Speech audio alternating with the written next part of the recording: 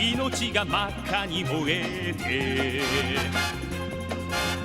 ゲッタスパーク空高く見たか合体 The voice that quaked the universe was none other than this podcast, Super Audio Robo Podcast Z.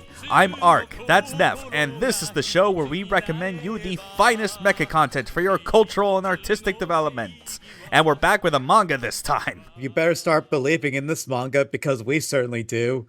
We believe in Getter more than, well, we just really believe in Getter. And you should too. I mean, you could have finished that sentence. I definitely believe in more than God. Yeah, okay, yeah. We're talking about Getter Robo, the manga, the original, the start of the sibling super robot franchise to Mazinger. Also a manga that has a lot more influence in the mecha genre than you would think. Yes, that is a very true statement. Like, hey, do you like Evangelion? You better thank Getter Robo then, actually. I mean, you better thank Gurren Lagann. And Gurren Lagann they fucking as well. Stole all the drill motifs from this. Yeah. But we're getting ahead of ourselves. Why don't we start off things with the synopsis as usual, Ark? Sure thing. We'll give you the summary on what Getter Robo is all about. And it goes like this. In the prehistoric era, dinosaurs were thought to have been wiped out in a meteor strike on the Earth. In truth, the dinosaurs simply retreated underground to escape the effects of the Getter rays, a mysterious energy source originating from space that brought about evolution for humanity.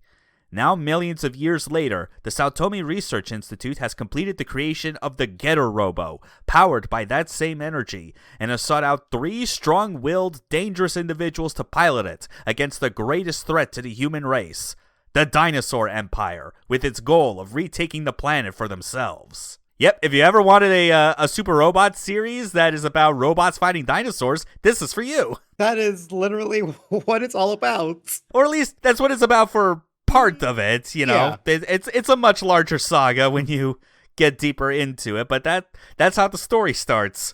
Robots versus dinosaurs. Although, given the content of this manga in particular, I don't know if kids really should be reading it so soon. No, there's an anime for that. Go watch the anime instead if you have any underage people who watch anime. Yeah. Talking about the 70s anime in particular. The 70s anime. When we mentioned that. This is like the least kid-friendly shit we're going to be talking about yet. Well, okay, there was Mazinger Zero. Oh, yeah, that's true. Which, by the way, also a manga. It kind of tells you what sort of, what exists as far as, explicit content warnings, what the bar is between manga and anime. And, manga gives a lot less fucks about that. As you could tell. Yeah, this is like OVA's level of violence happening in manga form.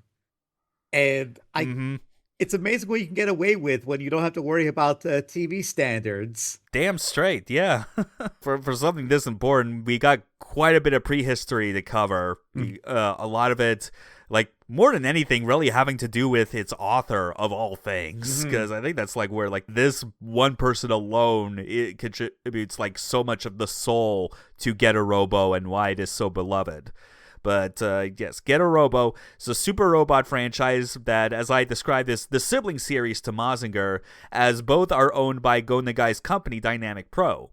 However, contrary to popular misconception, because we had to get to this point eventually and address this constant elephant in the room every fucking time, Getter Robo is not the work of Go Nagai. It is the work of Ken Ishikawa. I don't know how that keeps getting mixed up, but yes, it is Ken Ishikawa who worked on its entire series.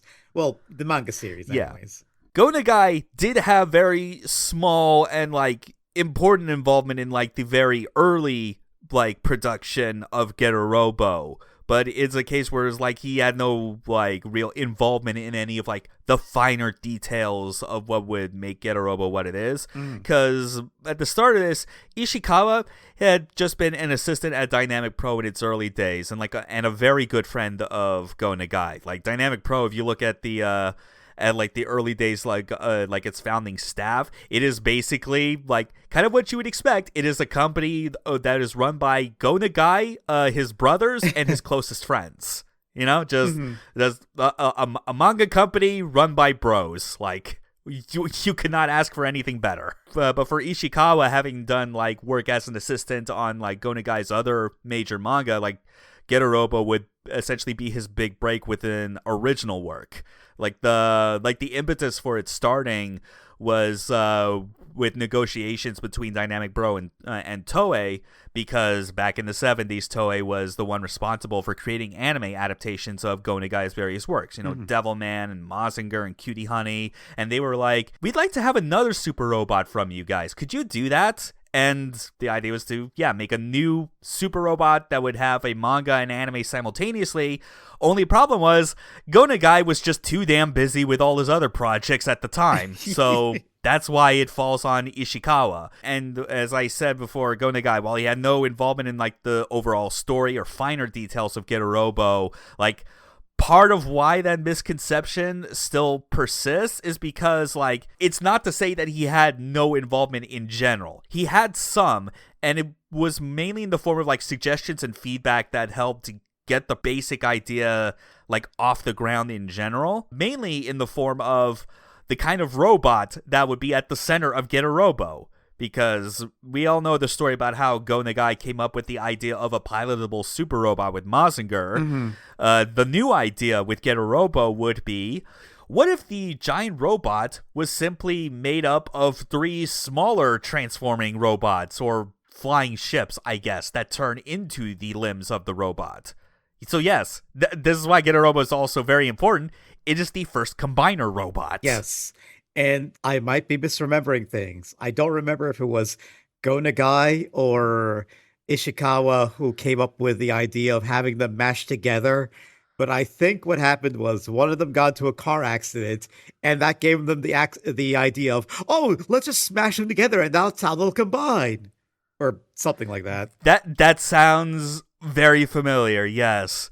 I'd have to double check it again, because I know there was like a short manga Ishikawa had like drawn, like, that was sort of biographical, like decades later. It was called Me and Getter, where I think it was more about like a kind of short memoirs about his memories of like the early creation of Getter, and like, you know, when he was in a slump, he would bring up how yes, Go Nagai would just come in with an idea that helped him like get over a hurdle, mainly in terms of figuring out, you know, this is a robot that is not only made up of 3 like individual machines combining into one, but they also have like additional forms that they can combine in different formations, and was trying to figure out how the hell do you even make that work.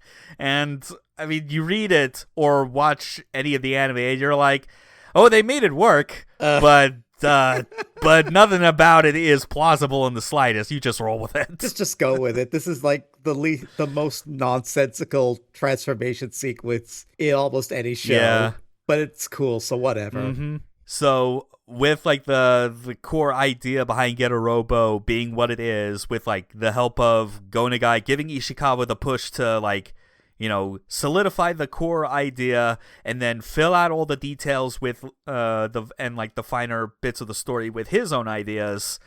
This is where things get very divergent in terms of the anime manga pipeline that Toei and Dynamic Pro had basically been working with throughout the 70s.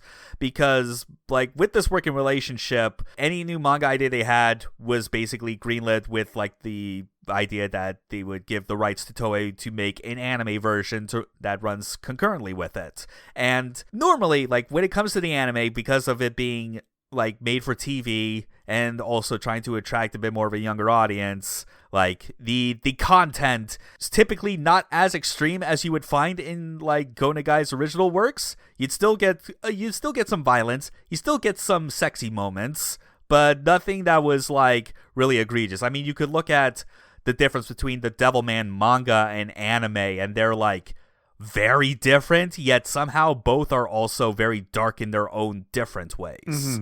Getter Robo, meanwhile, compared to all of those, is shockingly different to the point where, like, there are days when I remember how the 70s anime was that I look at it and go, that is almost unrecognizable as Getter Robo to me. The only thing that reminds me that it's Getter Robo is that the Getter Robo is in it. Yeah, no, like, it has the same characters, but the characters have like their personalities are so different. Like any of the edge that's in the manga has been like sanded off to make them more friendly to kids. Like, here's the hot-blooded guy, here's the cool guy, and here's the fat jolly guy. And they kind of look like that on the surface in the manga, but like, again, this is where it is clearly more Ishikawa's work than it is Go Nagai's, because these characters in his story are so much more morally dubious compared to like what you would get in any Mazinger or even Devilman.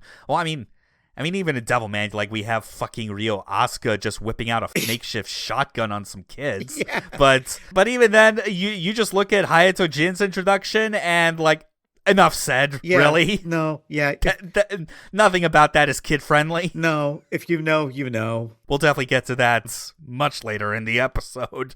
But it is quite shocking when you look at it, especially when it is all still in a style that is admittedly very, very reminiscent, almost identical in some cases to Go Nagai's like art style of the time. Because while this manga was penned and illustrated by Ken Ishikawa, because of years obviously being an assistant at Dynamic Pro, helping Go Nagai with like all the other deadlines for his other manga, it's like it makes sense that the visual style would not stray too far from what Go Nagai had already established with his works. Mm-hmm.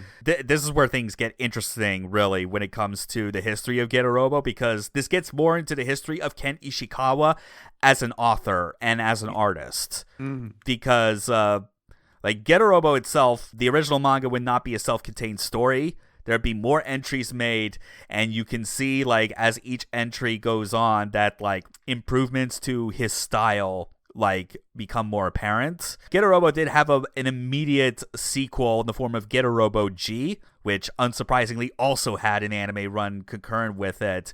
Both of them were, like, pretty much identical in terms of their art style, because, again, they were back-to-back. Yeah. But Getter Robo as a saga would see like a huge hiatus until the early 90s. So from the mid-70s through all out the 80s, Ishikawa would just work on a bunch of other stuff to like further refine his style and like have more of like, I'd say, a distinct visual identity compared to what Go Nagai, even what Go Nagai's style would eventually evolve into if you ever looked at any of his more modern manga.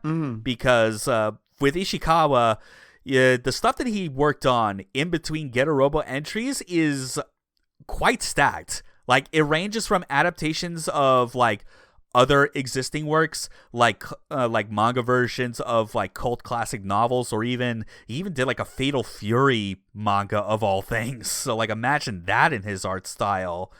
But also another original work of his that is way lesser known, and I wish it wasn't, because I want full translations of this. Same. Like his own sci-fi epic, an anthology series known as Kyomu Senki, The Records of Nothingness, which, fucking vast. Like, you just look up the summary of it and realize that it is a collection of, like, 4 major stories and 4 short stories that all take place, like, over a wide span of time in this insane, extremely Buddhist flavored like sci-fi sort of space opera of sorts.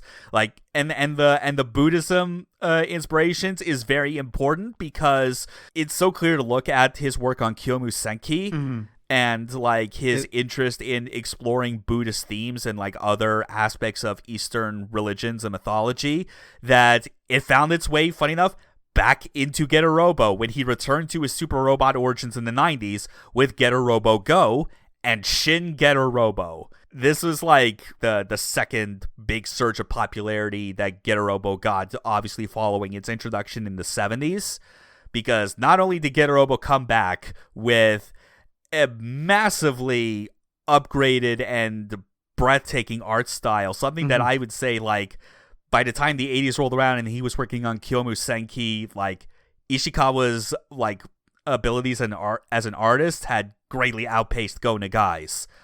But also just like bringing some of those like Buddhism ideas back into Getter Robo, and even going back, funny enough, to like the older chapters of Getter Robo, and like adding new details here and there that kind of brought him more in line with where he decided to take the story, where, to say nothing of anything specific, he managed to take what simply started as another super robot manga where robots fight dinosaurs and turned it into a fucking cosmic horror story. This is not an exaggeration. Like, the best part about reading Get a Robo is you just seeing just this man perfecting his art and his writing style into something really special. It is amazing to behold, like, just that jump in quality. And just seeing all the other works that he did in between entries of Get a Robo. Like, it is such a classic example of, like, the sort of thing that you like to see creatives do, where, you know, like, if they have, like, a very popular entry or something that is, like, their life's work, you know, just working on that same life's work endlessly without anything else that is different, like, is eventually going to lead to stagnation.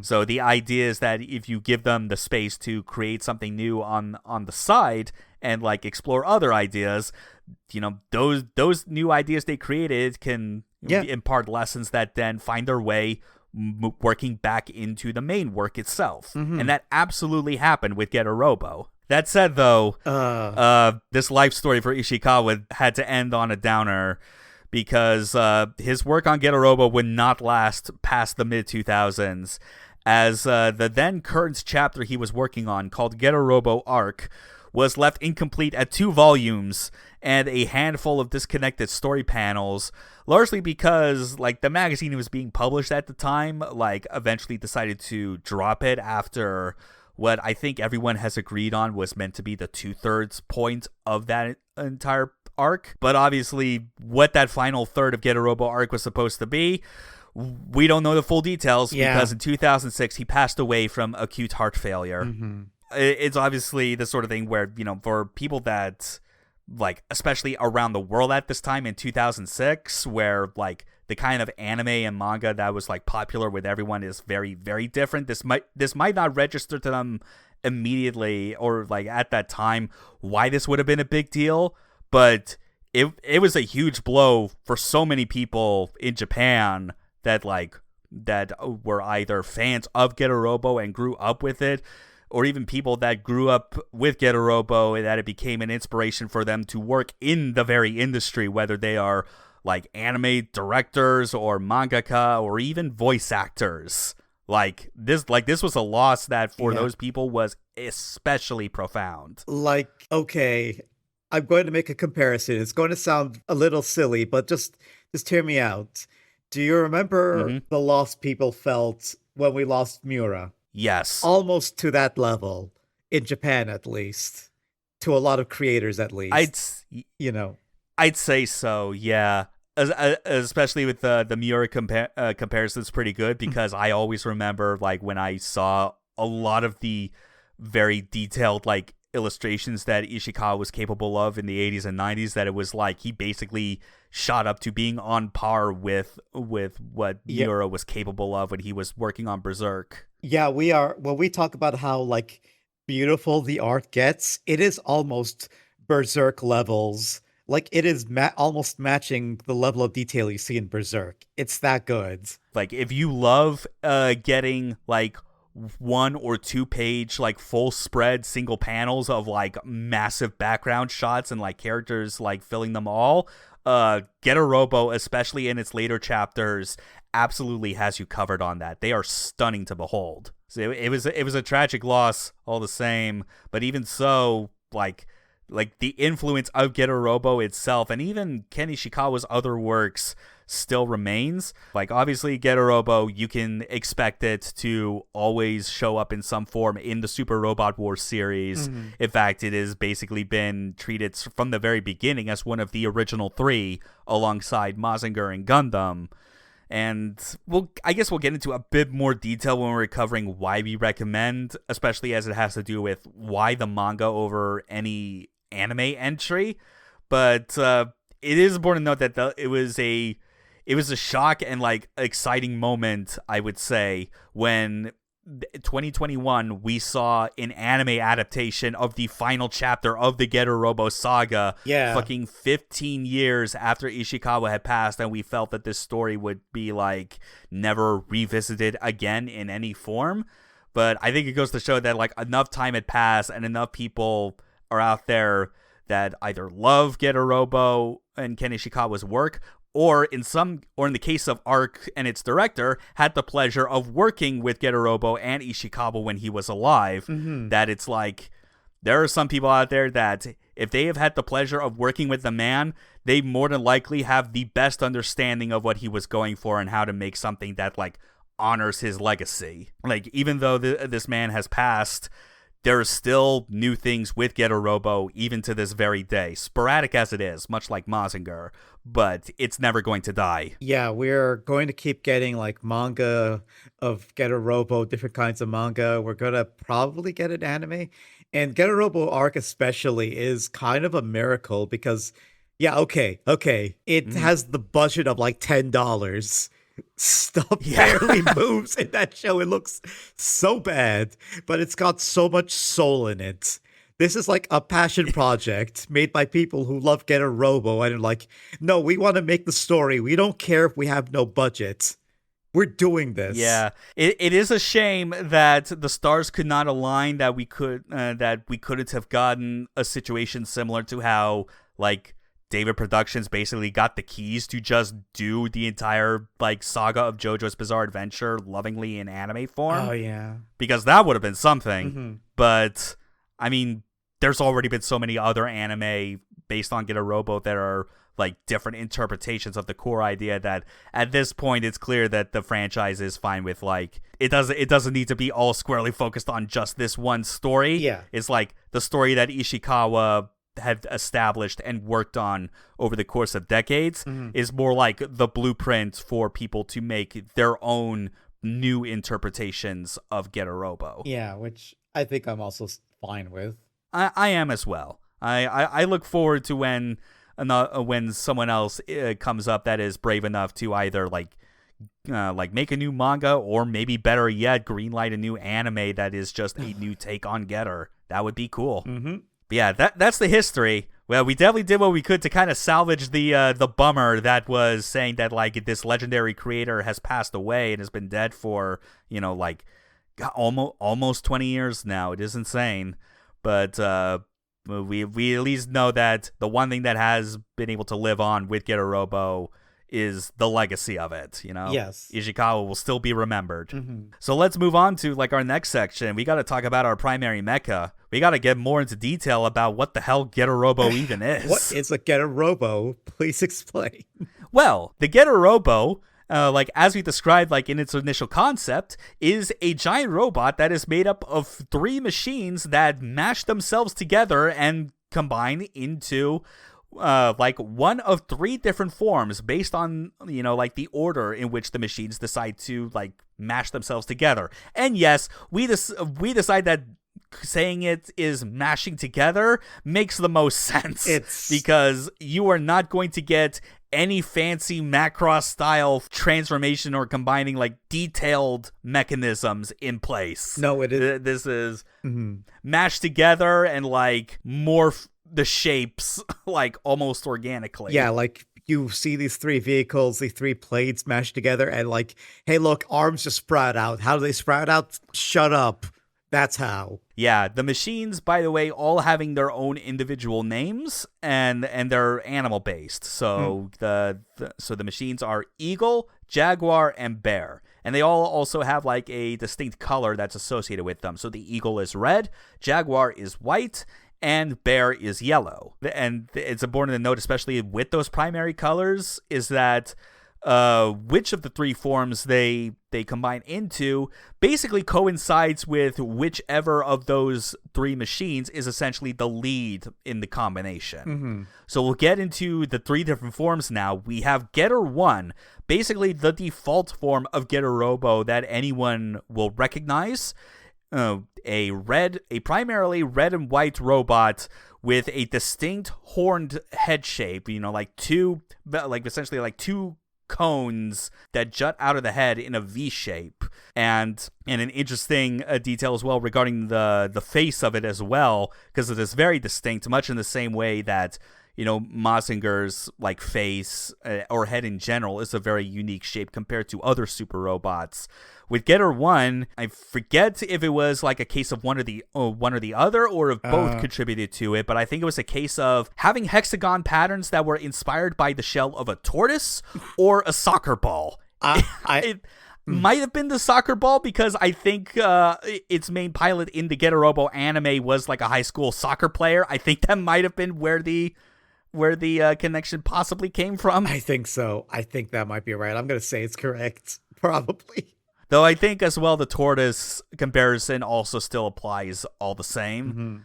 Mm-hmm. But yes, like hexagon patterns for the face that make up like the eyes and like kind of the front face plate, etc. And when it comes to Getter 1's like armaments and like its use in combat, weirdly enough, like despite its frame, you would not think it's the case, but no, Getter 1 is actually primarily meant for air combat. It has a cape. Yeah. And it flies, I guess. Yeah, even though I would say, if like logically in my head, I would think like the second form of Getter Robo would make more sense because it is a lot more lean and aerodynamic looking. Yeah. But whatever. Well, Getter 1, it has a cape. It can pull out tomahawks for close range combat, and and also has like a belly button laser beam. Is basically like a laser version of the missile punch from Mazinger. Mm-hmm. But also, if you're looking at later interpretations of Getter Robo from like the 90s onward, which even Ishikawa came up with, that also includes of other long range options besides the naval laser. Yeah, fucking minigun that shoots missiles. Fuck it. Yeah, why not? Just give it a giant minigun. Just do it. Yeah. Sure. I love this extremely round super robot is just carrying a hyper-realistic looking minigun that is scaled up to a super robot size. I love that. That shoots missiles, of all things. Oh, it's great. Yeah. One last detail I can think of that is important to bring up with Getter 1, kind of coming back partially to like its color scheme, but it's mostly focused around like the shape of its head. I remember this all the way back in our first episode. We were talking about like the sort of influences that went into Mazinger's particular design, and how we both agreed that there was something of like a knight or royal, like medieval royal motif behind its head design. Yeah. It took me a long time to ever notice what sort of like abstract visual influences possibly informed Getter 1 and by extension the other Getter Robo forms. But I would definitely say after watching one particular Getter Robo anime that actually nails this on the head, I realized this. Getter 1's vague silhouette is not unlike that of an Oni. Oh, you know what? I can see it.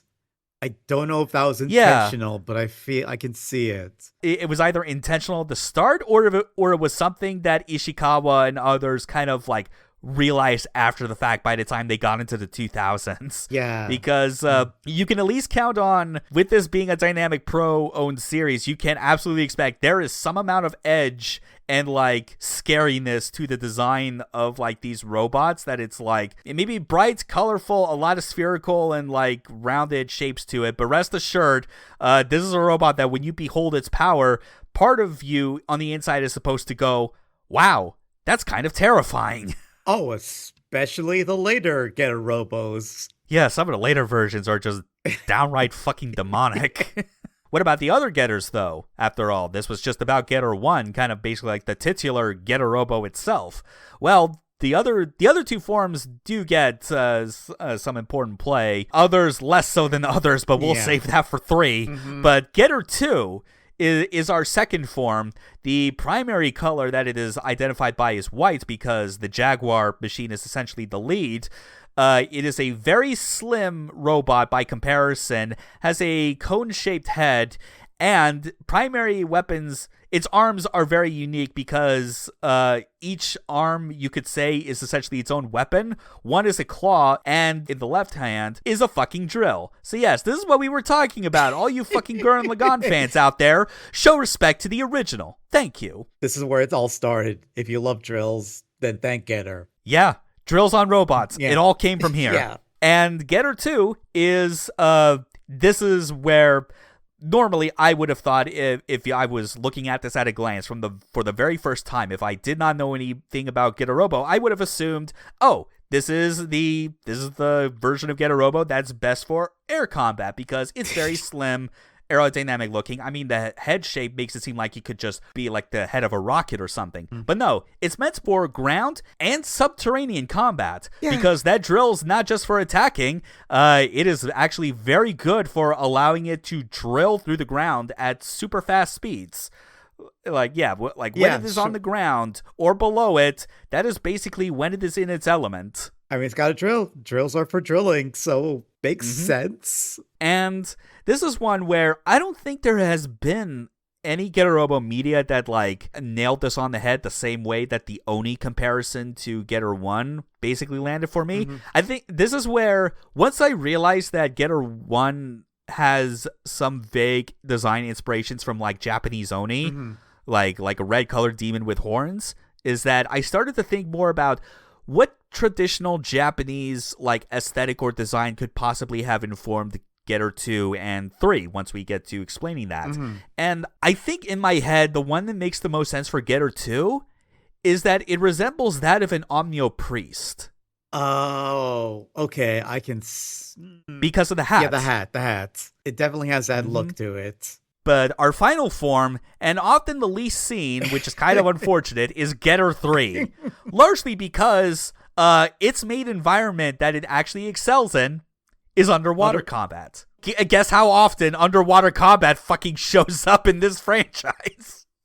Turns out not that much, actually. So they kind of just use it whenever they need something to get grabbed. Yeah, because this is by far the most unique design out of all the 3 forms of Getter Robo because it doesn't even have legs. Like, what it is that with how the different machines combine is that, I believe it is, it's the Jaguar that essentially forms the bottom, is that it basically... Its lower body is essentially like a land vehicle. It has wheels. It drives around on the surface. So it's especially a robot form that is not going to get any airtime whatsoever. But that's fine, because what it has at its disposal are stretchy arms. Its arms can extend really, really fucking far to grab anything it wants and just throw it any which way it wants. Yeah, and to finally... I guess, explain what I think this third form's possible ancient Japanese influence was based on. So we have an Oni for 1, an Onmyoji for 2, and 3, I think, is a bit more clear that it is Buddhist monk inspired. And that's largely because of its mannerisms and how Getter 3 will sometimes, like, clasp its hands together like it is praying. Yeah, and I think also the later Getter 3 pilots... Or in some adaptations, we see they make the Getter 3 pilot a Buddhist. So I feel like the inspiration is very clear there. And also probably lines up as well with how Getter 2 pilots are generally like the wisest of the trio, which would make sense for someone that would be as skilled as like an Omnio priest of some sort. Yeah. And then Getter 1 being a demon makes sense because they are just the brawn. Yeah. Just pure unbridled rage and savagery. I was going to go full nerd mode and compare them to fighting game archetypes, but I just remembered. Oh wait, no, Getter Robo is a fighting game character now. Yeah, that's true. Iron Saga Versus did come out this year. It did come out. Yes, go play it. It's a good game. You get to play as Getter in it. You get to play as Getter, you play as Mazinger. Boss Borod is in there, right? I seem to recall that. Yeah, Boss Borod is there and Dankuga's there. Oh, nice. Yeah. Some Obari representation in there. Nice.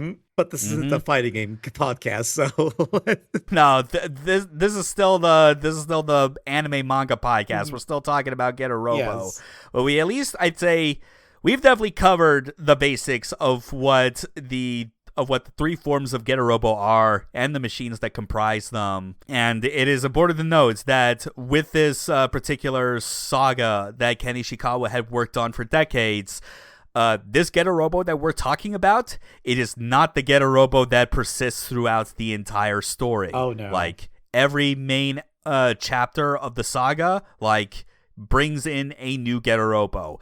There's so many more that we could talk about, but because of what we want to focus on with this podcast, like, it is important that we start from the very beginning, and that this is the combiner robot that started it all. If you want to see them for yourselves, then you should just read the manga. Yeah, you'll get to see them very quickly, one after the other. But the robots in this story are not what they are without their pilots. Oh boy. They are equally important to making them as powerful and terrifying as they are. Hell, even without the Getter Robo, these chuckle fucks could still be pretty tough. Oh yeah, so let's get into them. Oh boy, yeah, we gotta start talking about these psychos, these Ronin, which I guess would be like the best way to describe their situation in life before they find their way to the Getter, kind of showing that that is another aspect of Ishikawa's stories, by the way, that he is particularly fond of, because of how Ronin, samurai without a master, makes for characters that have the feeling of being outcasts.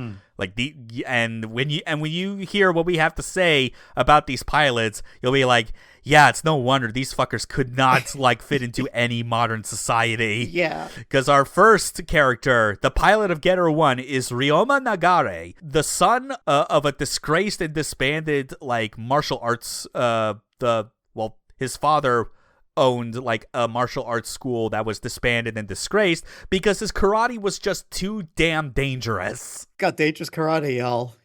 That's why.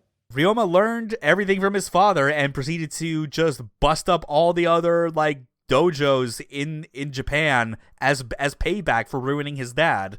Which, unsurprisingly, that is a goal that he accomplishes very, very early on in the story, that he's left with nothing else after, and that's why he gets sought out by the rest of the cast to pilot the Getter Robo. We're not kidding when it is it's not just with Ryoma, but our other characters, they are in similar positions where it is if they just kept doing what it was they were doing at the very start of their story, they would not really be able to realize their true potential.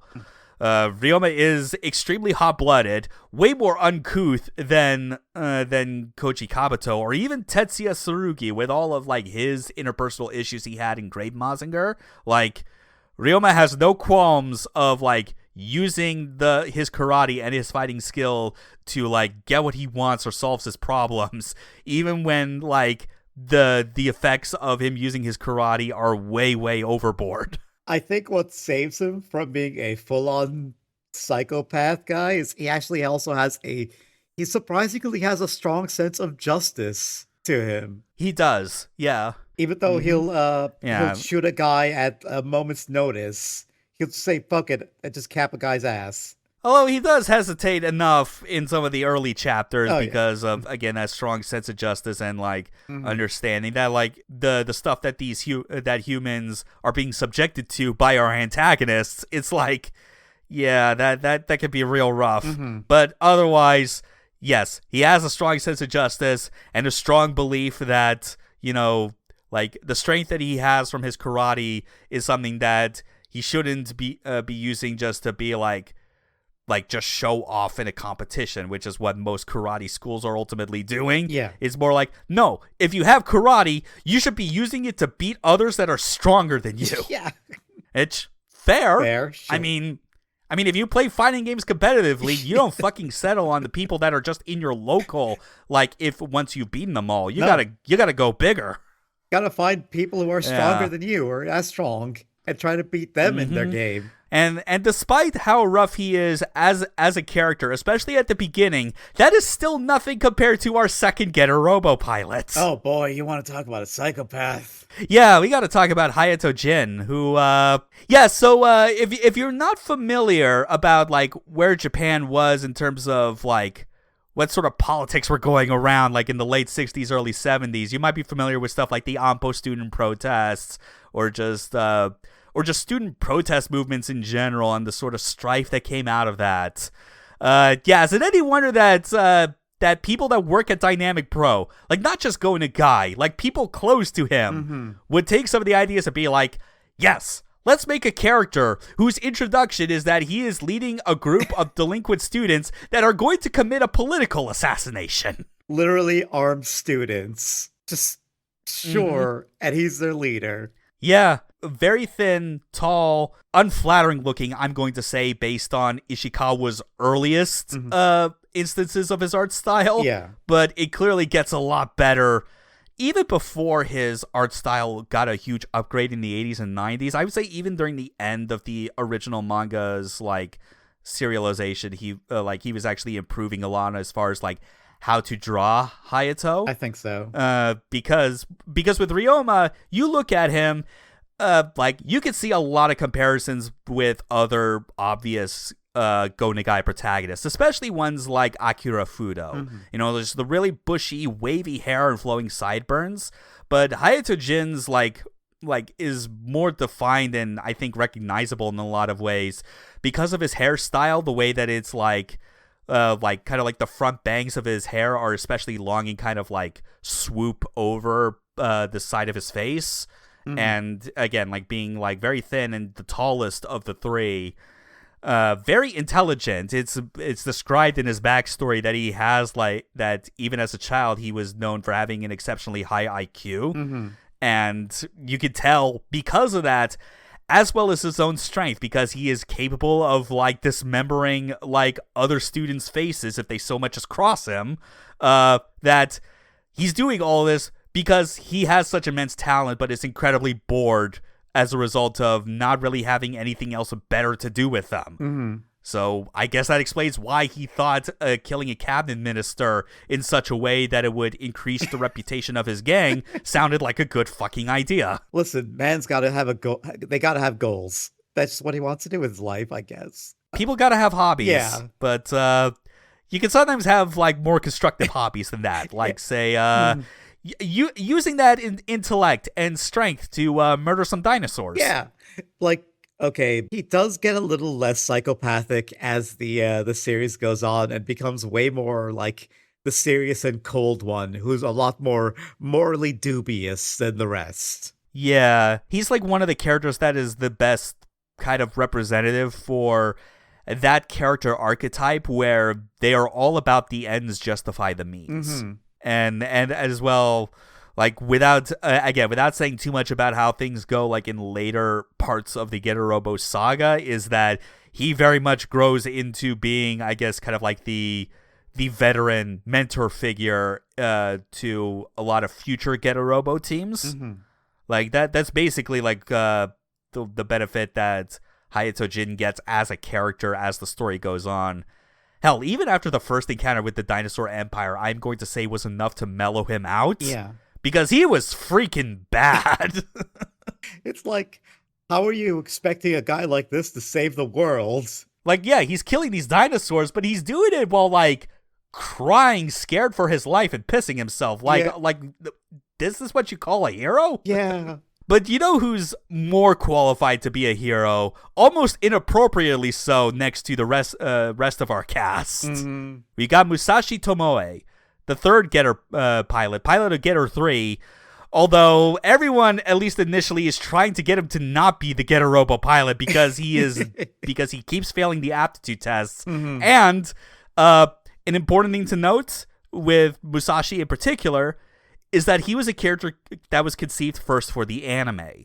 Yeah. Again, manga and anime were running simultaneously with very different characterization and, like, plot details. This is the jolly fat guy that Neff described in, like, the main duo, or not duo, the main trio, that basically ends up working its way back into the manga and kind of diffusing a lot of, like, the moral ambiguity that a lot of the cast ultimately has, because he's just that happy and lovable of a guy. Yeah, he is. He's not someone who's going to stab you. He's just going to be someone who's going to eat all your food. At worst. Yeah, at worst. Though you could throw raw meat at him and he wouldn't get sick from it, because because his backstory shows that he is he's like a high school judo master who decided, in order to like kind of refine his technique and mentality, basically just went into the wilderness of some fucking mountain and just subsisted on nature there for 6 straight months. And even compared to the other cast as far as their looks, obviously we described that he is a more portly fellow, but even like his choice of clothing when going into battle, like you can expect Ryoma and Hayato to like wear pilot suits and like appropriate helmets, especially considering how intense of an experience piloting the Getter Robo is, just from like all the G's that are imparted on you from moving so fast. But no, Musashi doesn't need that shit. He just comes in with like the fucking chest plate of samurai armor and a construction hard hat. That's all he needs. Yeah, just that's enough for him, I guess. We'll definitely get more of like what we get talk about in our spoiler section, but I have definitely gone back and forth on theories about how much Ishikawa possibly liked the idea of Musashi at the beginning. Because I think it's clear, like, as the story has gone on, that he definitely loved Musashi and was able to, like, make an important role for him. Yeah. But considering how he is introduced and how he clashes so hard with the rest of the team in terms of, like, personality and morality and, like, general aptitude. Because, again, like, they keep telling him that he is failing the physical and mental aptitude test to be a Getter-Robo pilot, but he is not wanting to be deterred. Like, everyone pilots the Getter because they're like, they know what's at stake and that they have to do it. Musashi's like, I just want to pilot the Getter. It's a cool robot. Yeah.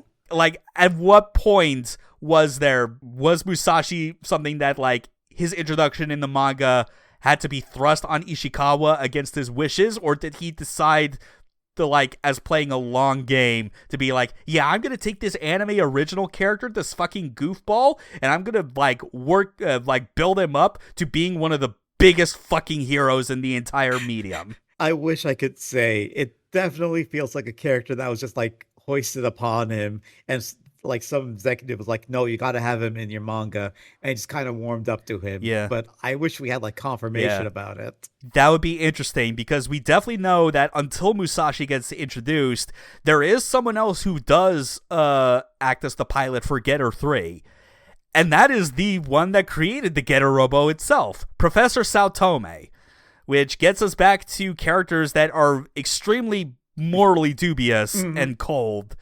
Professor Saotome, like, as far as professors that have built super robots, we can think of the other obvious one, Juzo Kabuto. Yeah. Mad scientist, but he loves his grandkids. Yeah. He did it because he wanted to leave a legacy for Koji. Yeah. He's a loony, but he means well. Yeah. Saotome does not have any of that kookiness in his fucking body at all.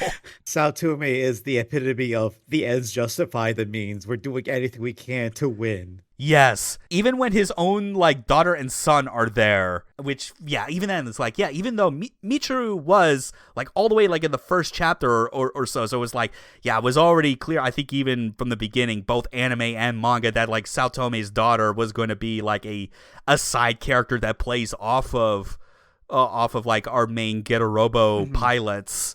But, yeah, even Saotome's actions are enough where it's like, the rest of his family looks at him at times and is like, you are so fucking heartless. Yeah. But that's only because he is the character who understands the most, more than anyone, before anyone else, for obvious reasons, that the dinosaur empire is coming and they need to be prepared. And it's for very good fucking reason. Yeah.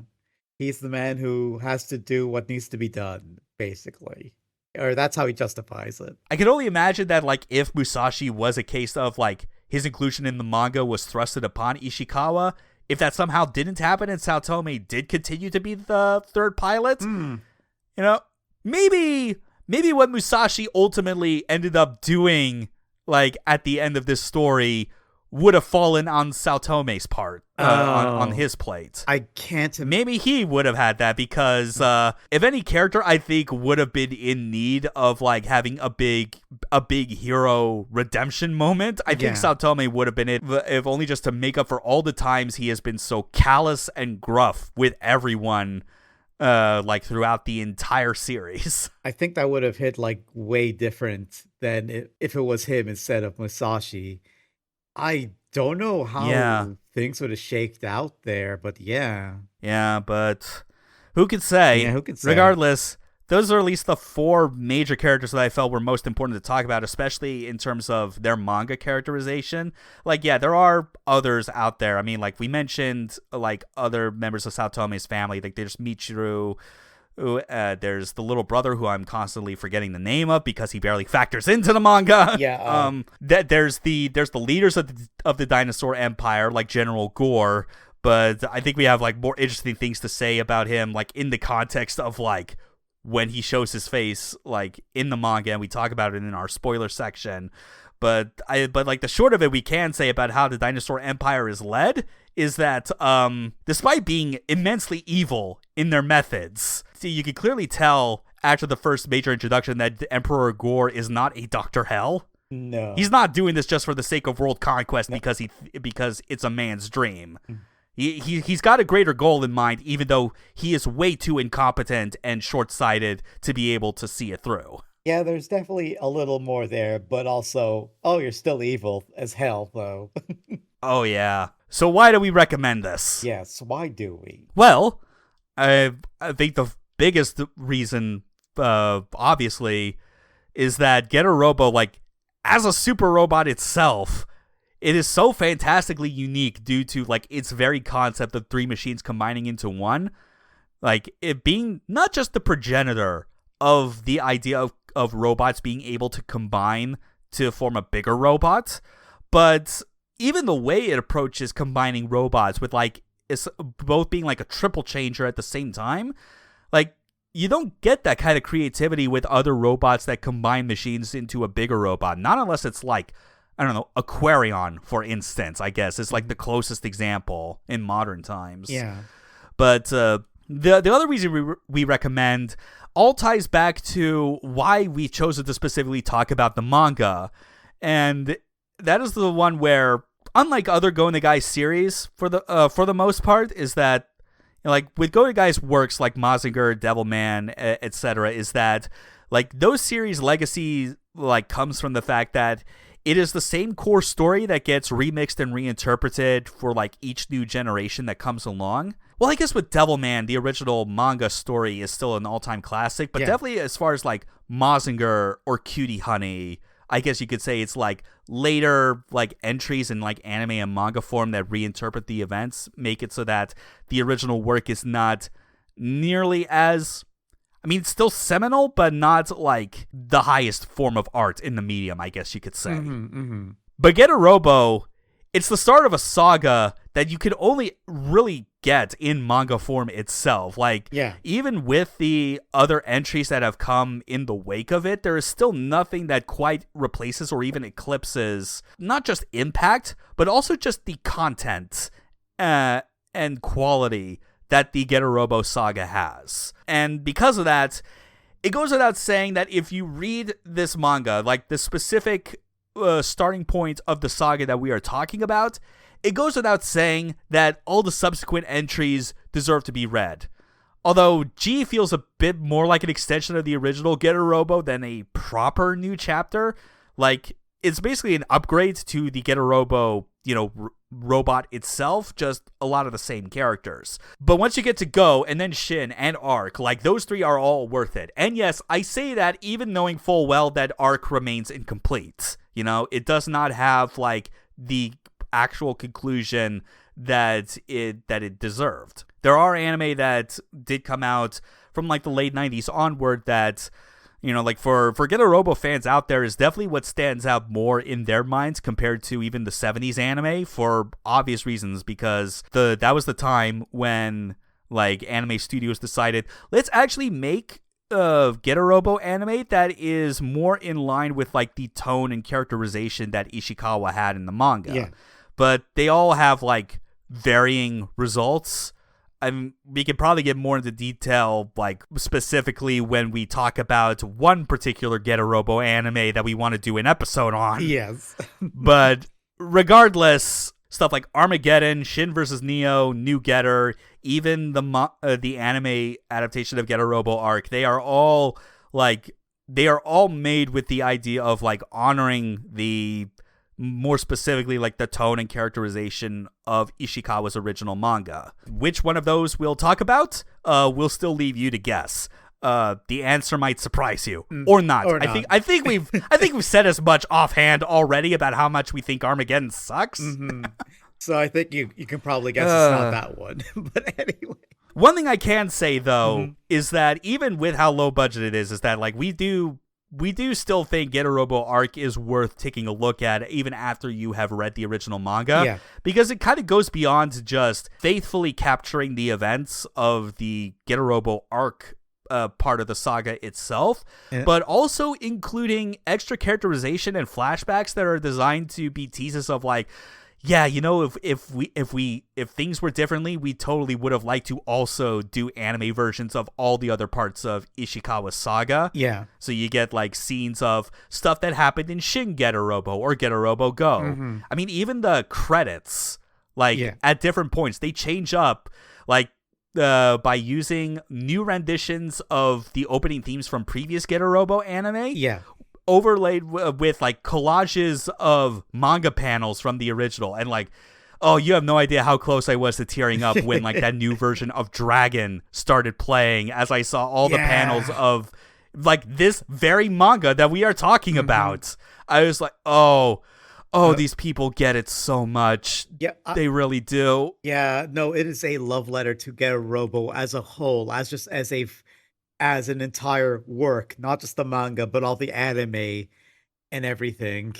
Just with the way they call back to it all. I think the closest thing we've ever had to a Get a Robo manga adaptation was not any anime. It was a PS1 video game. It was... Ooh.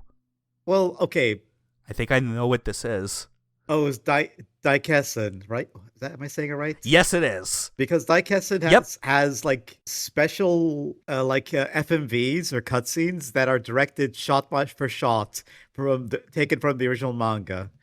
And it's like the closest we'll get to seeing them animated. Yeah, closest you get to seeing like animated versions of the classic Get a Robo characters and designs, but even original Get a Robo designs and characters that I wish could get their own anime, like Get a Robo Zan. Yeah. You know, the all girl getter team. Yeah. They deserve something. They also deserve representation, please. Absolutely. Those designs are sick. But all this, just to reiterate, read the manga. It is a seminal work. It is high quality. Like, it is rare. Like, the mecha genre, it makes sense why it is so predominantly in something that, like, exists in anime. Like, a lot of the excitement for it comes from the fact that, like, you want to see those robots actually move and have the sound effects accompanying them. Very rarely do you get situations where, like, a manga is able to tell a compelling, like, super robot or real robot story that is on par or better than like anime counterparts, and Get a Robo is in that small list of exceptions. Yeah. One important note about reading the manga that is very important, because if you just look it up as it is now on like your preferred manga reading website of choice, unofficial. I was about to say official or otherwise, but I doubt that there's like a real official outlet for this. But but back in the day, Get a Robo was compiled into, you know, typical tankobon releases, but over the course of its lifespan, it's been compiled by two different companies. In the 70s, it was 6 volumes, which included the chapters from Get a Robo G, which kind of shows how much like G doesn't really feel at times like it's its own brand new entry. It's just like an extension of original Get a Robo. But the second compilation from the 90s was compiled into 3, which means like 2 volumes for the original, and the last volume is all Get a Robo G. And interestingly is that because of Ishikawa's work in expanding the Getter universe, along with the improvements in his art style and storytelling, is that he made new content for Get a Robo and Get a Robo G that is included in those like tankobon re-releases. Like, and yes, that means it is all being drawn in like his then current art style. The original material is untouched, thankfully, but it does produce an initially jarring effect when you read the manga for the first time and you are immediately hit with his clearly like 90s art style. And then once that sequence is done, we're immediately back to the 70s. Yeah, it is incredibly jarring, but also it helps flesh out a lot of things in the manga as well and kind of betters the work. It just makes it just improves on it. Definitely. Yeah, it's still like that like even with that kind of like weird shifting back and forth of art styles, which thankfully is not as frequent as you would think based on how it sounds. Yeah. Like, at least in the case of the volumes we're going to talk about, it's really only the prologue, one specific, well, more like two specific chapters in volume 2, although like one chapter is like an extra bonus that is non-canon. That's basically the extent of it. Everything else is entirely as it was back in the 70s. It's still a good read. It is still like absolutely worth going through as a starting point and even as a story in its own right. You cannot go wrong with it. And we have a lot to say about it as we get ready for our second half, as we get ready to talk about all the spoilers for Get a Robo in full. Oh boy. Well, again, just this. We're not talking about G or Go. We would love to talk about Get a Robo Go, but that would require us to kind of break one of the rules of this podcast. We would have to make a multi-part podcast series about this in a way if we want to talk about everything. So we're going to have to cut our losses and just talk about the original Get a Robo. We're just going to have to focus on, what is included in volumes 1 and 2, but rest assured, like, if you have not read it, please read it now, or if you just want to stick around and like hear us describe what insane shit happens, by all means, go ahead. Yeah, please. I'm sure you'll be sold even more when we describe like what this hyper-violent 70s manga has to offer, and that it lives up to what we talk about when we recommend it and why it is one of the all-time classics. So see you on the other side. We'll see you then. Change Podcast 1! God damn it. I should have seen that one coming. Not every episode I'm going to be able to come up with something like that, so it's going to always keep you on your toes. Well, it sure got me that time. All right. So let's get into our full discussion. Let's start breaking down the major moments of Get a Robo, the manga. And I think it makes enough sense that we start with what we already kind of mentioned before we went into spoilers, but the extended prologue. Like, this is the very first instance you get of Ishikawa drawing new scenes in the original manga with his then current style, like tests being done on the Get a Robo, trying to get it operational. Saotome musing about just the fact that there's not enough time. He sees the silhouettes of what look like pterodactyls flying lit by the moon, and is like, we need to get this shit solved. And all of a sudden, oh wait, after that short circuit, Get a Robo is actually working now. Holy shit! We don't know how, but it's working. The Getter works in mysterious ways for sure. And you mentioned the game Get a Robo Daikesan. Yeah. This is one of those scenes that you get to see animated, and it is always the one that sticks in my head the most as far as like, if only we got money and studios dedicated to making a faithful adaptation of Ishikawa's entire Get a Robo saga. God, if only. If only. Because it's really good in that game, even knowing full well that it's compressed to shit because it's a PS1 game. There's only so much they can go, and it's also like a crossover with like different. Isn't it a crossover game too? Only within Get a Robo itself. Yeah. Like, there's no other Dynamic Pro or other stuff, because it's otherwise, if you at home could not guess immediately what it could possibly have been, yes, it is a strategy RPG. Yes. Is it any wonder that they would go the Super Robot Wars route? But until we could even get to one Get a Robo being able to go into battle, we got to scout out our pilots. We got to find the ones that are going to be able to pilot this fucking death machine. And so we just get Saotome and some government officials just scouting out like different candidates, like athletes of all sorts that look like they fit the physical qualifications necessary. And the professor is just rejecting every single one. He refuses to compromise whatsoever. He needs someone that is absolutely fucking unhinged. Yeah, I like to think that he's just looking at all of these choices and going, yeah, not crazy enough. Next. No, we need someone who's batshit and out of their minds. Yep. It's not really a joke when we say that. because it is stated in universe in a later part that it is a requirement to being a getter pilot. You need to be a little insane. Or a really, really good fucking ace pilot. That but too. But probably the former is most likely informed by the latter, so it's kind of a moot point. It's both. Yeah. So we actually get Ryoma's introduction, kind of what we talked about in his character backstory. It's literally introducing with him standing in the rain, holding a framed picture of his dad.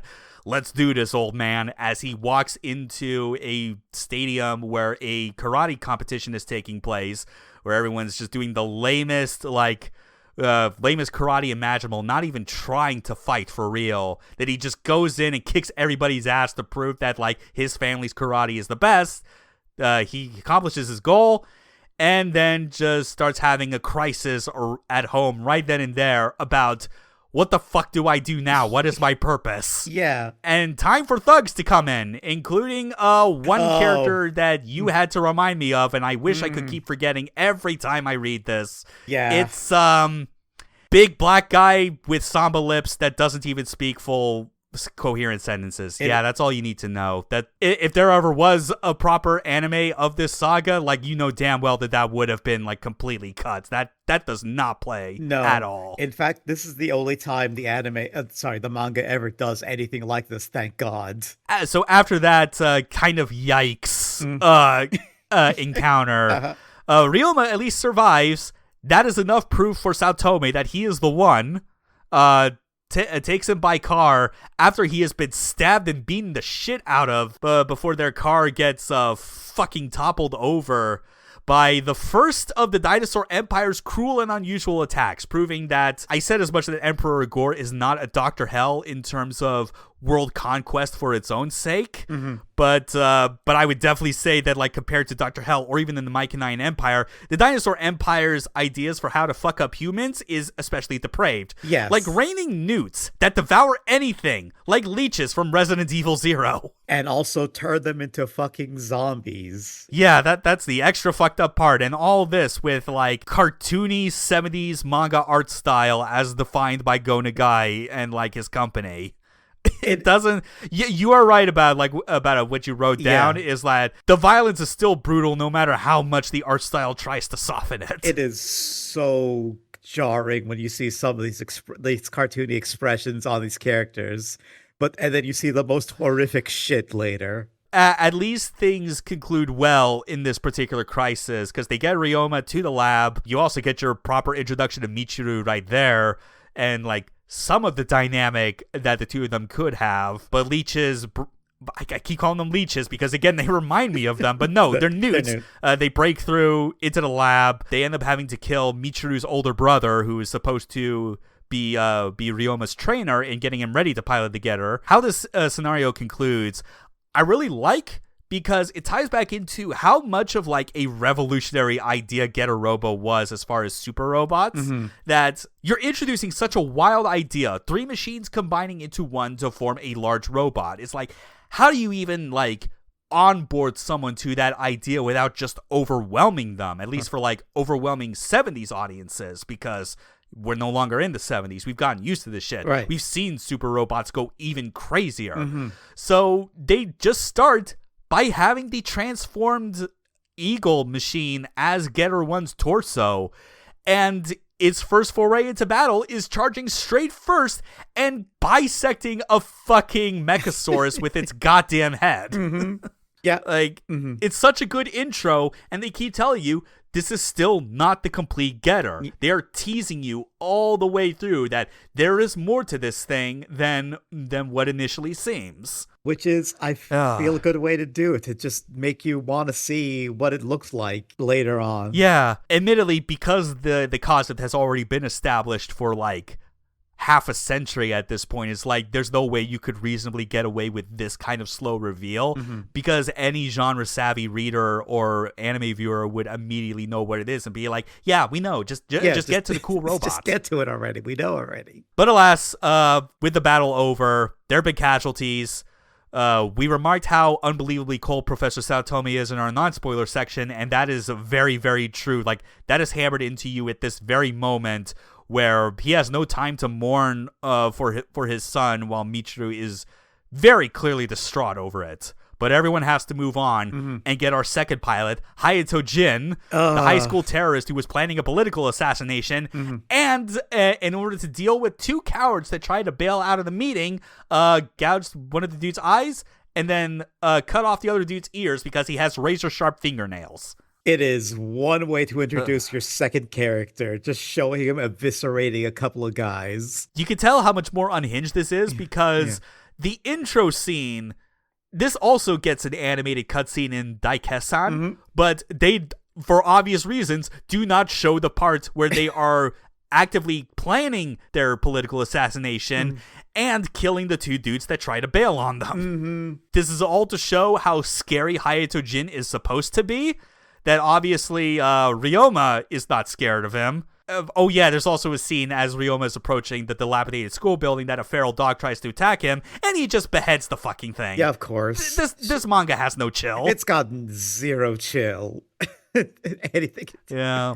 And it still has no chill when members of the Dinosaur Empire attack, start killing Hayato's crew, and you find that Hayato has an extremely unflattering 180 turn, fighting for his life, scared, pissing himself, and then being forced to pilot the Jaguar, where he is like, no, I don't want to do this. Why are you doing this to me? Yeah. But we do get Getter 1's proper debut, because with Ryoma and Saotome present, and now Hayato forcibly put into the Jaguar, Getter 1 enters the fray, and we get to see it actually do some damage against the Mechasaurus. And it's real cool to see. I think they just straight up, like, there's a lot of brutal moments during these action scenes. Like, he just rips off the jaw, like, just rips off the jaw or something like that. It's a much more violent and hands-on kind of approach. It really does make you realize that compared to something like Mazinger, where so many of its iconic attacks are all some manner of, like, they are literal special attacks. They are stuff that requires, saying the name as you do the attack.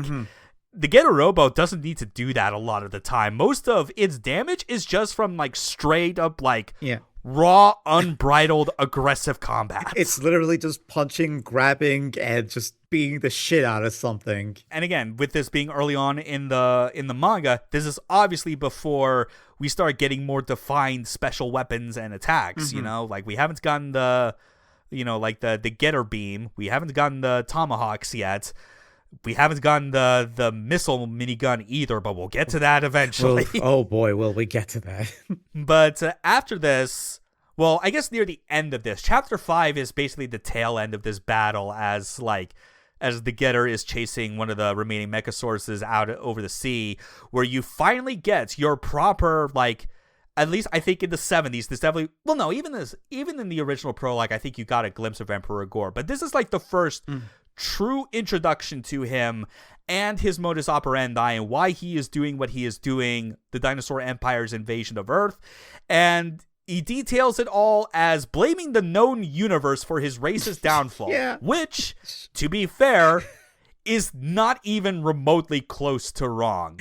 Not technically, I'm not saying technically or anything like that. I'm not being like I am not, like, pinching, like, my finger and thumb together to be like he's getting by on a small technicality. No, it's a huge technicality. He's basically blaming history and the universe for deciding, nah, you dinosaurs, you can get fucked. Yeah, that's... the universe just said, fuck the dinosaurs, actually.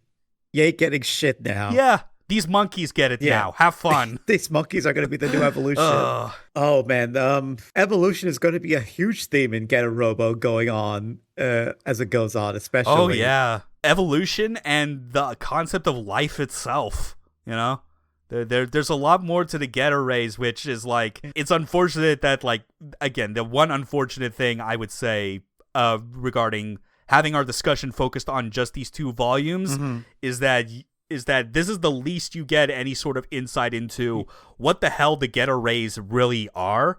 All you really get that is important for, like, setting up the story is that it's an energy source that came from space that turned out to be extremely, like, harmful and radioactive to the dinosaurs. Yeah.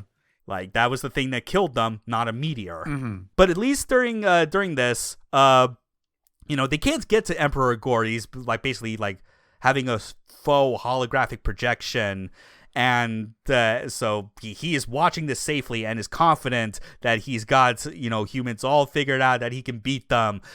Until he sees Open Get for the first time, where the Getter Robo basically detaches all of its machines in order to escape out of a bind, which leads to the perfect expression of him just yelling, "What the hell?" You need to put that up on the YouTube video. People need to see that expression. It's so good. It's so good. Oh, that panel is going in. I decided that a long time ago. It is too good. People need to know. Because Ishikawa has some, even during his early days, he has some A+ expressions. Yes. Mm-hmm. Like, you could tell how much he had learned from working with Go Nagai on his works, that like a lot of everything from like how to do dynamic like action sequences to really expressive like emotions and like facial expressions in general of all kinds.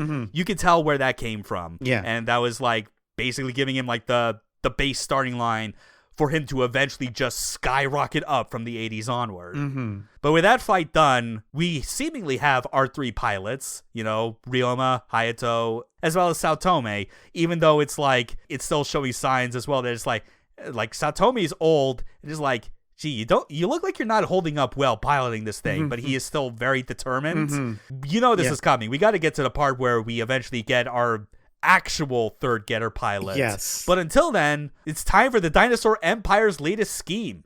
De-evolution. Return to monkey. You monkeys. Yeah. That's what's happening. An entire mountain village gets isolated and used as basically like an experiment to create to essentially release like a retrograde virus or disease of some sort that causes literal opposite of evolution, turning like humans exposed to it into like Neanderthals and like reverting to like an ape-like form. But at least that means we now, all on top of robot on dinosaur violence, we're gonna get monkey on dinosaur violence. This manga, y'all, it's weird. Yeah. This is chapter like 6 out of so far. Yes. Yeah. This is a 2-volume manga for just this part alone, not counting Getter Robo G, which is an additional volume. And it's like we're already in the latter half of what is considered like this volume, and things have escalated ridiculously. And they'll keep, at least at this point, how it starts is that like our main cast is split up, Jin and Professor Saotome, because Jin has now, like, after that traumatic experience, has basically cooled off and become the other cold and calculating individual, much like the professor, that they're analyzing a sample of the devolved human. Ryoma decides to investigate the mountain on his own, crashes on the mountain, sees monkey on dinosaur violence happening, and we get our intro to everyone's favorite Musashi Tomoe with a signature Daisetsuzan no Roshi. Just fucking judo throws a goddamn dinosaur, because why not? That'll be his entire thing. And he's instantly like right away you could tell, oh, he is totally different personality wise compared to everybody else we've seen so far. Because his entire thing is he's big and he's jolly and he's kind of dumb. Yeah. But we love him. He can be intimidating though. Because he has strength. He is judo practitioner. And that strength is what helps keep him safe from all the other devolved humans, because, whoever's the strongest, they're able to keep the others in line. So that's why but that, of course, leads to some real comedy hijinks as Ryoma gets back into his getter machine. But Musashi and one of the monkey humans sneaks on board as well. So this is where you get, just the contrast of our prior characters with these goofballs just colliding with each other as Ryoma, Hayato, and Saotome are trying to, get things under control and combine into the getter, but then you have, this fat guy and a monkey just, taking up space on the comms. But now, after this monkey de-evolution experiment, the next evil plane from the Dinosaur Empire. Oh boy. They have now set Hokkaido ablaze by an artificial sun. Emperor Gore's evil knows no bounds. Jesus fuck. Literally millions die. Well, not millions, but thousands of people are fucking dead now. You get to see them fucking melted. Burning to a crisp. This... Oh, man. I don't know if this manga handles like comedy and like this kind of shit well, but fuck it. I find it entertaining. I think the absurdity of it is like banking on the idea that like it is so overwhelming that you kind of have that response of laughing in the face of despair. Yeah, I think that's a good way to put it. Because if this was just horrific moments, then this would be a very different kind of manga. Yeah, but at least like by this point, we're finally getting like the full capabilities of Getter Robo on display because we now also have Getter 2 fighting and Getter 3. Yeah. Like, we get to see everything that the Getter Robo is capable of as they solve this crisis, using its forms in clever ways, utilizing open get to get out of binds, all this stuff. And it concludes in a quick, tense showdown in the Human Genocide Research Facility. This is not a joke. That is actually the name, and it is horrific. It is kind of a nightmare zone. Yes, it is. It is fucked up. It is like, this is Dynamic Pro. The people that worked there, especially back then, I think it was like an unwritten rule that like any idea you have is valid no matter how juvenile it is, including the ways you can come up with to show how someone is unrepentantly evil. Yeah. Like the equivalent to this might as well be like, oh yeah, this is the Human Genocide Research Facility, and right across the street from it is the Puppy and Kitten Murder Institute. And of course you have Hayato going, oh no, they were going to fight in, and like whoever they were fighting at the time was going, if you fight me here, you'll be bringing death upon all these people. And Hayato was like, okay, bet, we'll just kill everyone and you. Yeah. Sure. Yeah, he doesn't really care either way. Yeah. Ryoma still kind of, because again, he's still got like that little bit of that humanity in him. But it is a quick showdown, like I said, because it's basically one of those fights that ends with a very decisive blow. But with the day saved, we had our introduction to Musashi. Now, like a rash, he's just not going to go away easily. No, he's going to stick around for a while. Like, this is what I was talking about, where I feel I cannot help but feel like there's a theory as to maybe Musashi, whether or not like his inclusion in the manga was thrust upon Ishikawa because of the anime having it and Toei feeling like there should be more synergy between the two. And like I can't help but think that because of how every other character in this particular like part of the story is constantly trying to tell him, dude, just stop. Yeah. You can't do this. But he's still insists. Like seriously, like do you even know what is needed in order to pilot the Getter? It's courage, wisdom, and a righteous heart that yearns for justice. That's what he says. I guess that makes sense if this was the anime. Bet that was the Alas, this is not an anime. No. Although that line does feel like a jab at the anime and how they handle the characters there. Or at least a cute little meta reference. But even so, for as much as he's being treated like a joke, there's still enough genuine characterization to Musashi where you do feel like, his determination is not being wasted on something that he clearly can't do. You do get the sense that, like, he's not going to stop trying because eventually his trying and persistence will pay off and he will get to do it. Yeah. Even if he has to knock out Saotome to pilot his machine, which is what he does. Literally lures him into a room, knocks him out, swaps clothes, which means not only is he wearing the pilot suit, but also when Saotome comes to and is back in the control room, he is also wearing Musashi's clothes. Because we have a new threat from Emperor Gore's latest plot. We're unleashing a jellyfish that absorbs Getter rays and other material and will start eating the townspeople like in the Blob. This one I can at least like look at and be like, okay, that makes enough sense. Yeah. The Blob was an old enough movie. I imagine it got exported elsewhere that the Japanese would know what the Blob was. Yeah. It's especially funny because, like, I look at those panels and it's just like, you know the one I'm talking about. It's the one where, like, you see all the townspeople running. Yeah. It's like, all you needed to do was just have them running out of, like, a movie theater, and it would have been plagiarism. It would have. They're wearing their horror, like, references on their sleeves. They're making it obvious. Yeah, this is still a pretty tough foe that they got coming, you know? Like, it absorbs Getter Rays, like, it absorbs their attacks. It seems like it's an invincible enemy. So how do you solve something like this? You solve it the only way that people insane enough to pilot the Getter Robo would do. Just give it more energy than it can absorb at a time. Yeah.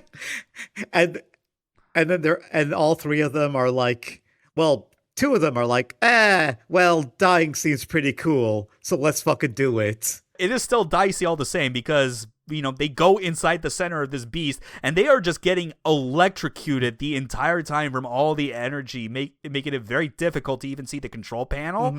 But, like, how it comes out is that, like Musashi's is the one that gets the final blow because Hayato and Ryoma both fall unconscious after the result of, like, just getting fried constantly by it. Yeah. So, yeah, the big goofball that was constantly trying to strong-arm his way to piloting the Getter actually managed to, like, do a good thing with it. And now they're stuck with him as he sings the Getter Robo anime theme walking out the room. Don't worry, big guy. The world will come to understand you soon. That's me. I'm also always singing the Get a Robo anime theme because that shit is catchy as hell. Guts. Guts. Get guts. That's the first volume. Honestly, again, considering that this was like the updated Tankobon releases that cut down the volumes from like 6 to 3, this really is just like, I think, like the best possible way that it could have gone to like end like the first volume if you're reading through this, like all 400 plus pages of this, because yes, this is a very beefy volume when you really like lay it out, like all the pages involved. Volume 2, meanwhile, is where like things escalate a whole lot more. Oh, they definitely do. Much like how we ended the first volume with Musashi just being Musashi, likewise, the second volume opens with Musashi being Musashi. It's, again, you can feel Ishikawa's making a comment about how he feels regarding Musashi's inclusion, and it's still hard to tell whether it's because he hates him or he loves him. It's so hard to tell. I don't know. I wish we could get like an interview or something so we know what he felt. Yeah, but outside of like the goofy antics that start off the volume, we get into like our latest plot from the Dinosaur Empire. We are getting a full-on, well, not Trojan horse. That is very quickly found out, but it's more like the first step of a major plan to just destroy the Sao Tome Institute from within by like sending in an infiltration team. They get caught. One of them gets killed, at least for the time being, but like that info is just enough for like the rest of the attack squad outside to get all the info they need about the, you know, like the layout of the inside of the labs, where the Getter is, and be like, all right, we now have a plan to break in there, kill everyone, and destroy the Getter. Let's do this. We got a full fucking siege of this lab underway, and our team is gearing up with the help of the best supporting character of the goddamn franchise, Professor Shikishima. Just look at all his guns. Oh, this man is loving this shit. He's got a real death drive, if you know what I'm talking about. I love how out of all of these like space guns and sci-fi guns, Ryoma goes for the Magnum. That's his choice of weaponry. Yeah, but alas, part of the plan that the Dinosaur Empire has regarding this, I mentioned that there was the one member that ended up getting killed, allegedly. No, he actually managed to revive himself with the plan of like reviving himself and killing the professor when they least expected it. Because I don't know what word could describe the logic behind the dinosaur being able to revive itself, because it has 6 lungs and 3 hearts in reserve. But I respect the dedication of someone dying so that they can kill someone later. It's an insane fucking plot. I want to know what kind of mind. Well, I know it's Ishikawa's mind, but still, like... Another highlight, even during the siege, which also is like another reason why Shikishima is the best supporting character, is freaking out a dinosaur that has taken him hostage by asking Ryoma to murder him violently because it would be fucking awesome. Oh yeah, he's basically going, look at my face, I'm ecstatic. I can't wait to fucking die. It's such a great death. Shoot me in the head and then take a picture and have it framed for everyone to see. And then we get a great panel of Ryoma posing all sluttily and going, hey, last words? If not, I'll be shooting now. Oh yeah. Is trying so hard to be like a cool guy aiming a gun pose, but obviously with kind of the silliness that comes from the sort of dynamic pro art style of the 70s. Mm-hmm. Yeah, you're right. It does look a bit promiscuous more than they were intending. Yeah, I'm fine with it. Ryoma can hit it. But how this crisis ends, Saotome has been rendered unconscious by the attack, and Musashi is not in a good state because, like, even at the start of all this, like, he got impaled by one of the dinosaurs, and is still managing to truck along despite that wound and, you know, needing time for it to patch up. That all three pilots of the Getter argue over who is going to be the one to suicide the incoming Mechasaurus, because they're like, we got to make sure that everyone else in the Saotome Institute survives. I'll be the one to buy us some time. I'll sacrifice myself. And everyone else is like, no, idiot, I'll be the one to do it. No, I will. Fine, I guess we're dumb enough that we'll just do it all together. There's not a single fucking normal person in this cast, but I love them for it. Michiru's normal. Yeah. But there's also a reason why she barely gets any time in this. Mm-hmm. Oh, I forgot to mention as well with Shikishima is that, like, even after he survives that hostage situation, and also when it becomes clear that, oh yeah, when the three go into battle and they don't die in a suicide bombing attack, he is disappointed both times. Yeah. Because he was upset that he was denied his own death, and he was like, damn it, I wanted to see them die in a cool explosion. God damn it. We do at least get to see during that battle an instance of the Getter combination actually failing for a brief moment. Like, they intercepted. So yes, it makes sense that the progenitor of the Combiner robot would also have the idea before anyone else of the villains catching on to, like, the combination sequence and finding the exact precise moment to strike. Yeah, Robo just thought of everything, apparently. So now it's time to get into a chapter that was done after the original manga had been finished in the 70s. We get a return to Ishikawa's later art style, which is an all-new story segment in the form of a direct attack on the Dinosaur Empire's latest weapon, which is essentially releasing gases into the atmosphere that would, like, revert it back to basically what it was during, like, the prehistoric era. This is what we've been teasing. This is what we've been leading up to. This is where we finally get to see Getter 1 with a fucking minigun. Yeah, and it's such a fucking cool panel. Giant ass minigun where the bullets are actually missiles, and you just see how much destruction it imparts on everything. And even after they toss away the minigun to use the rest of their attacks, just the destruction that goes on as the Getter breaks inside the main vessel of the Dinosaur Empire that is releasing these gases and just tearing things up on the inside. Like, it is so beautiful. Like, you definitely were right to bring stuff about this up, just the way that Ishikawa is so good at portraying these action scenes at this moment in time. Yeah, like, it might be a little jarring going from the old art to the new art, but this art, when you read this chapter, it's like a preview of his later stuff. And it's like, oh, this is what I'm going to be looking forward to. This is the stuff that I'm going to get later, and it's exciting. And also, like, the thing is, like, this reminds me, like, I love the original Getter manga, but it's more like an enjoyable action romp, like with a lot of, like, gore and action and all that. But the best part about reading the manga from start to finish is seeing the evolution of Ishikawa's art and his writing, and how much Getter grows to be more than what it started as, where you get to see it become a bigger work that explores so many themes in so many interesting ways. And all wonderfully represented by the robot just getting bigger. Yes. And bigger. And bigger. Oh and boy, bigger. Does it get big. Horrifyingly so. But once that chapter is done, it's back to the 70s where Musashi has eaten so much he can barely walk to the hangar. It really is just, especially when this is in a situation where people are dying en masse in the city, that it's like the opening bit feels the most tonally inappropriate. It's like, our heroes need to depart, but this fat fuck ate too much, he can't get up.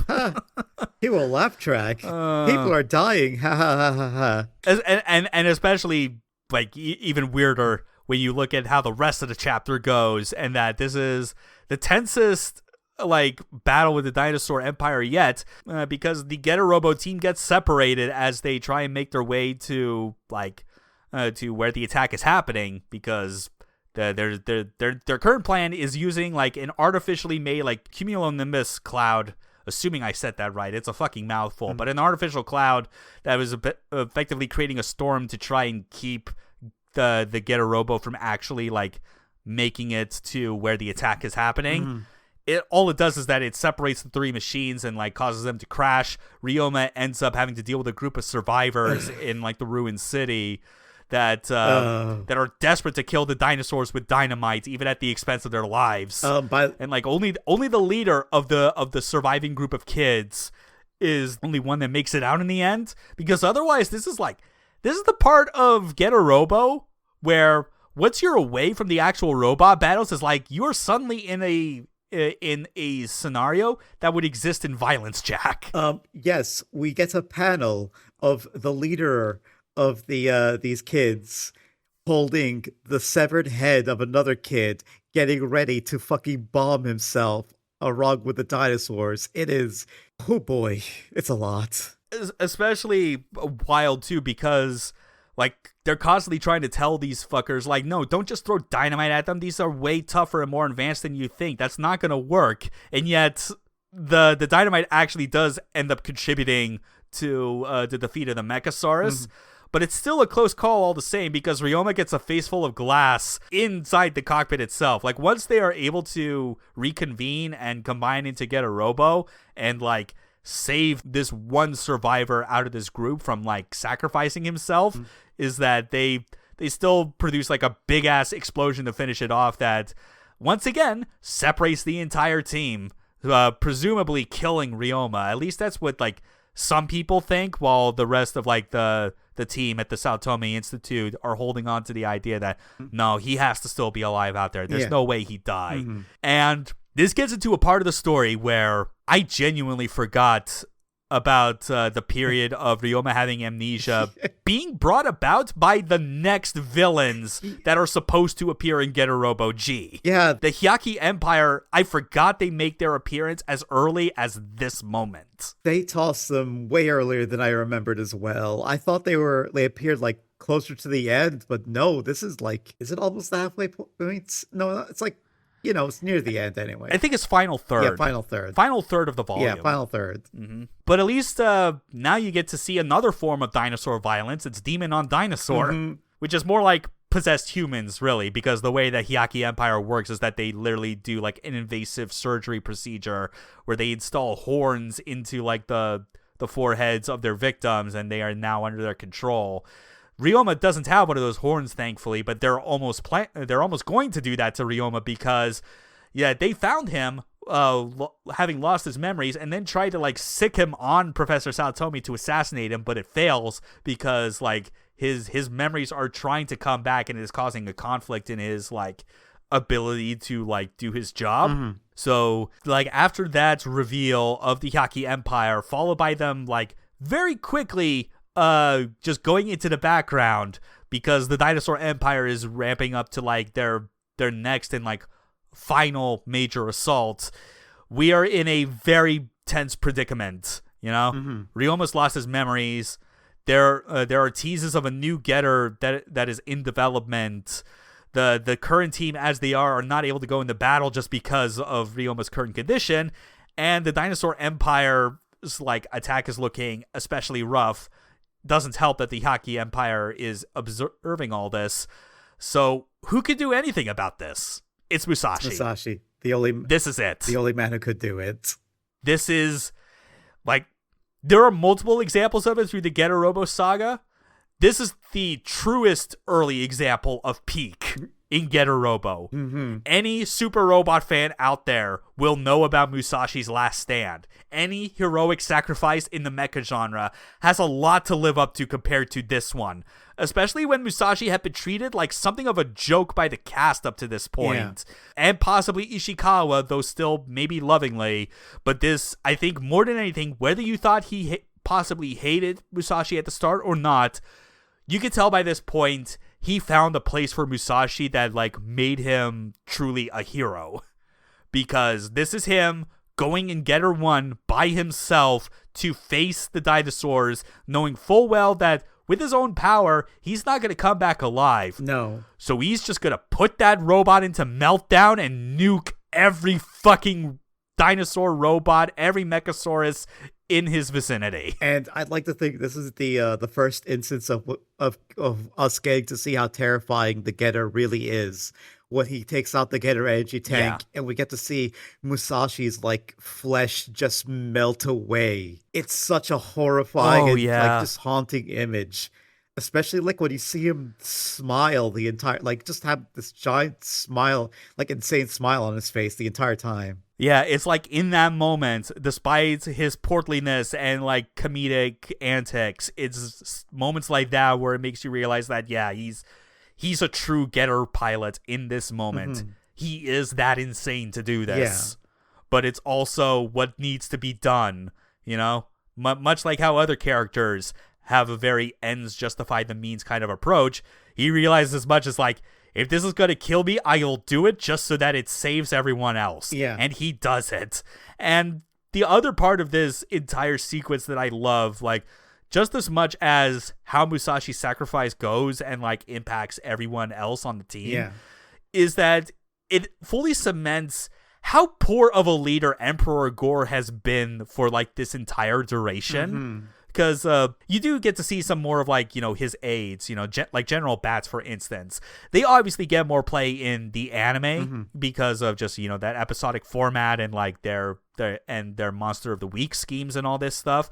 But General Bats, like, he gets the most lines to say at this moment because he is here to essentially challenge Gore's orders on the basis that the heroes have constantly beaten and outwitted them at every single turn, and you do not seem to consider at any point that they might have a trick up their sleeve even now. Like, Gore is constantly refusing to consider any of those possibilities because he just wants to be quick to claim victory as soon as it looks like things have gone his way. Mm-hmm. He doesn't have a Baron Ashur on his team. There's no one who is just going to suck his dick for him. Yeah, and even when you finally get, like, the last bit of, like, what drove his motivation at the very end of this, when we get to it, it's like, suddenly he becomes a villain that, while horrific and irredeemable, is somewhat pitiable. Yeah. Because now Musashi is dead, Ryoma finally remembered himself and his friends too late to stop it, and Emperor Gore is now on his way to personally attack the Institute because he's like, the Getter Robo's gone, there is nothing to stop me. So it is time for everyone to pool their resources together for the big reveal. Getter Robo G, the new Getter. Which, before that, they actually proceed to do optical illusions to make it seem like the original Getter is still alive, just to fuck with Gore even more. Yeah. It's such a cool scene. It's like literally like in fog, using like spotlights and holographic projections to make it look like there are the different forms of the Getter Robo, like creating like sound effects of like tank treads moving to fool him to thinking that Getter 3 is on the move, and even making it look like, oh shit, are there actually 3 separate Getter Robos in play right now? No, it wasn't. It's all just a light show. The real Getter Robo G, was just doing all their attacks like under the guise of these holograms, basically like giving them cover. And yeah, Emperor Gore has lost. His empire literally retreats back into the core of the earth because they're like, we're not going to fucking let ourselves all die for you. We can't wait any longer. The Hyaki Empire are on the way. God knows what the Getter Robo will do to us if we stick around. I'm sorry, we're gone. Yeah. And you finally realize that all this happened at the speed that it did is because the Dinosaur Empire they're still lizards, they're still animals, they're still abiding by what has been programmed into them biologically and having, like, cycles of hibernation. Yeah. And all Gore wanted was to just reclaim the surface for his people before they had to go back to sleep again for God knows how many more years or centuries. He is an evil bastard, but you cannot deny that he cared for his people. He's got a little more depth to him than, like, Dr. Hell, who just wants to take over the world. Yeah, like, he's still an evil shitbag, but it's like, he had a reason for doing all the evil shits, in a way. Yeah, and he could have had an honorable warrior's death, especially after the Getter team heard him out and, like, showed pity. But then the Hyaki Empire just had to fucking steal, like, the whole thing. So, just to make you really hate who the new villains are. Especially now that we have a new Getter Robo. So the stage is set for Getter Robo G, which you'll have to read on your own to see how that goes, and then the subsequent entries. Although there is a bonus chapter that Ken Ishikawa drew decades later and is all about Musashi and significantly more lighthearted.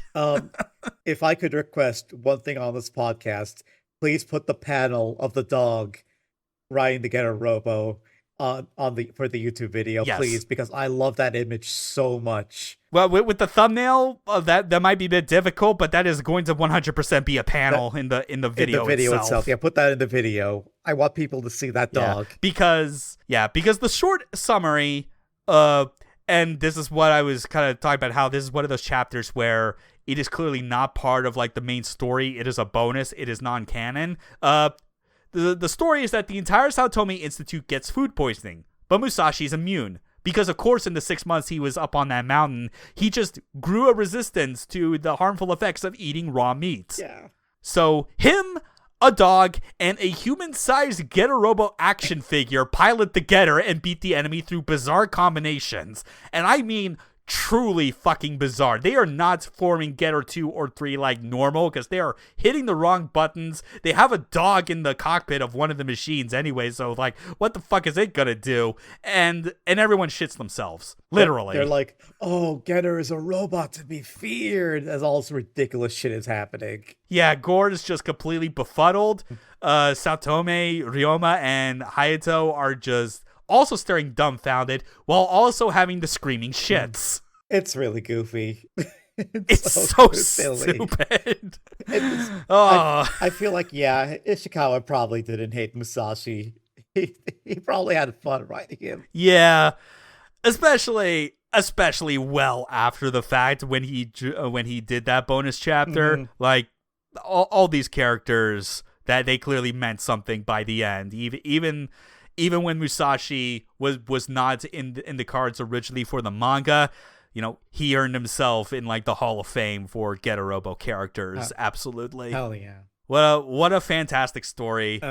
If only it were possible to also talk about the other volumes of the Getter Robo saga. But this will have to do for everyone at home. You if you're convinced now, fucking read this thing, and then proceed to Getter Robo G, then Go, Shin, Arc, just the whole thing, and then join us in feeling sad every now and then that Ken Ishikawa is no longer among the living. Yeah, then watch the animes, or some of the animes at least. Or some of the other manga that was done by other authors, for that matter. Like, there's the...